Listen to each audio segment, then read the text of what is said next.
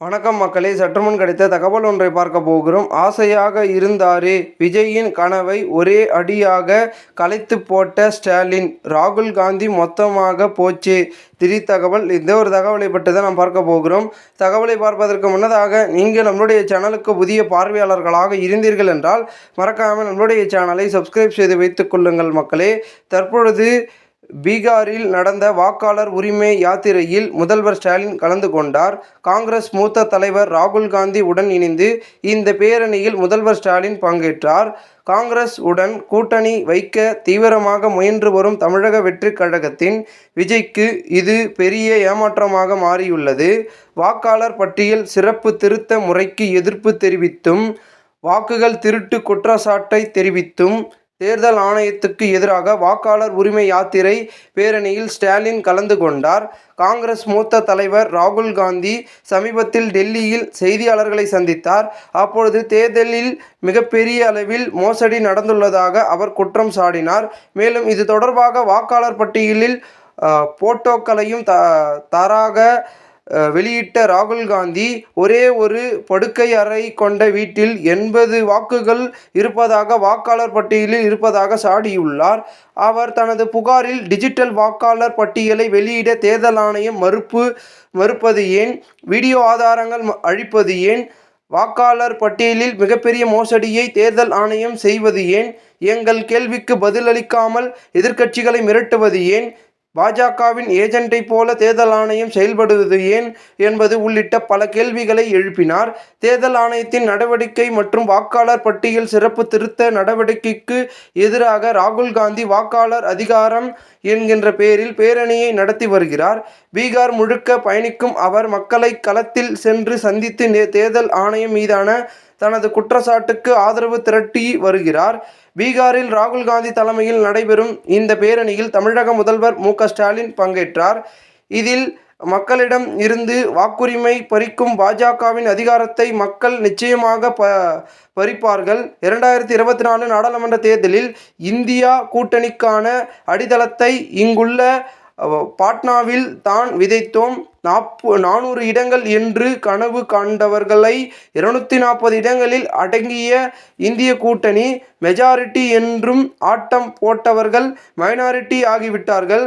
மக்கள் சக்தி முன்பு எப்படிப்பட்ட சர்வாதிகாரியும் மண்டியிட்டு தான் ஆக வேண்டும் என்பதனை மீண்டும் பீகார் நிரூபிக்க வேண்டும். ராகுல் காந்தி இன்று இந்தியாவுக்கான வழக்கறிஞராக இருக்கிறார். உங்களால் இந்திய மக்களுக்கு நீதி கிடைக்கும் என பீகார் யாத்திரையில் ஸ்டாலின் பேசினார். காங்கிரஸ் உடன் கூட்டணி வைக்க தீவிரமாக முயன்று வரும் தமிழக வெற்றிக் கழகத்தின் விஜய்க்கு இது பெரிய ஏமாற்றமாக மாறியுள்ளது. கடந்த 2 நாட்களாக விஜய் காங்கிரஸ் கட்சி உடன் ஆலோசனை செய்ததாக பல செய்திகள் வந்தன. தவேக கட்சி காங்கிரஸ் கட்சிக்கு 70 இடங்களை கொடுக்க முன் வந்ததாக செய்திகள் வந்தன. அதோடு காங்கிரஸ் கட்சிக்கு துணை முதல்வர் பதவி கொடுக்கவும் தமிழக வெற்றிக் கழகம் விஜய் முன்வந்ததாக செய்திகள் வந்தன. ஆனால் 70 சீட் துணை முதல்வர் பதவி என்பது தவேகாவின் சார்பாக வியூகம் வகுப்பாளர் ஒருவர் கிளப்பிவிட்ட செய்தி என்றும் கூறப்படுகிறது. தவேகா மாநாடு நிறைய எதிர்வினை விமர்சனங்களை சந்தித்தால் விஜயின் அங்கிள் பேச்சு கடுமையான விமர்சனங்களை சந்தித்ததால் இந்த செய்தி தவேகாவின் சார்பாக வியூக வகுப்பாளர் ஒருவர் கிளப்பிவிட்டார் என்றும் கூறப்படுகிறது. விஜய் காங்கிரஸ் பேச்சுவார்த்தை நடத்தியதாக பொய்யான செய்திகள் வெளியான நிலையில்தான் விஜயை கடுமையாக விமர்சனம் செய்து காங்கிரஸ் தமிழக தலைவர் செல்வ பெருந்தகை பேசியுள்ளார். அதில் நடிகர் விஜய் மேடையில் கண்ணியமாக பேச வேண்டும். விஜயகாந்த் கட்சி தொடங்கிய கணிசமான வாக்குகளை பெற்றார். 10% அதிகமான வாக்குகளை பெற்ற அந்த கட்சியின் இப்பொழுதைய நிலை என்ன? விஜய் கொஞ்சம் அடக்கமாக பேச வேண்டும்.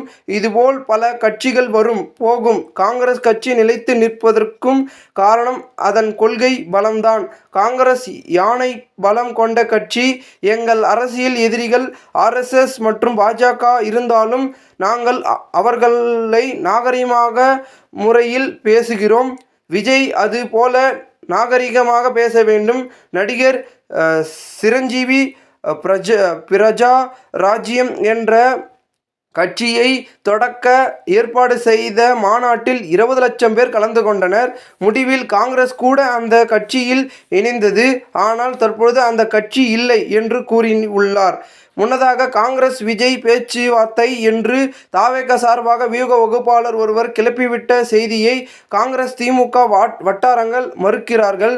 முக்கியமாக சமீபத்தில் தமிழக வெற்றிக் கழகத்தின் தலைவர் விஜய் காங்கிரஸ் கட்சியின் மூத்த தலைவர் ராகுல் காந்தியை சந்திக்க தீவிரமாக முயன்று வந்தார். ஆனால் விஜயை சந்திக்க ராகுல் காந்தி தரப்பு மறுத்துவிட்டதாக கூறப்படுகிறது. விஜயின் இந்த முயற்சி தமிழக அரசியல் வட்டாரத்தில் பெரும் பரபரப்பை ஏற்படுத்தியது. இந்த சந்திப்புக்கு நேரம் ஒதுக்குவது குறித்து ராகுல் காந்தியும் சோனியா காந்தியும் தங்கள் கட்சி மூத்த தலைவர்களுடன் தீவிர ஆலோசனையை நடத்தியதாக கூறப்படுகிறது. அவ்வாறு நேரம் ஒதுக்கினால் அது தவறான சமிஞ்சையை அளிக்கும் என்பதனை ராகுல் காந்தி விஜயை சந்திக்கும் திட்டத்தை கைவிட்டதாக அரசியல் வட்டாரங்கள் தெரிவிக்கின்றன. சிறிய கட்சிகள் கூட விஜயுடன் கூட்டணி வைக்க தயங்கும் நிலையில் காங்கிரஸ் போன்ற ஒரு பெரிய கட்சி விஜயை சந்திப்பது சரியானதல்ல என்றும் ராகுல் காந்தி சோனியா காந்தி விவாதித்ததாக கூறப்படுகிறது. இந்த ஒரு தகவல் தற்பொழுது அரசியல் வட்டாரங்கள் பேசும் பொருளாக இருக்கிறது. இந்த ஒரு தகவலை குறித்த பொதுமக்கள் உங்களுடைய கருத்துக்களை கூறுங்கள். இதுபோன்று நீங்கள் அரசியல் சார்ந்த நிகழ்வுகளாம் தினசரி தெரிந்து கொள்ள நம்முடைய சேனலை சப்ஸ்கிரைப் செய்து வைத்துக் கொள்ளுங்கள் மக்களே. நன்றி, வணக்கம் மக்களே.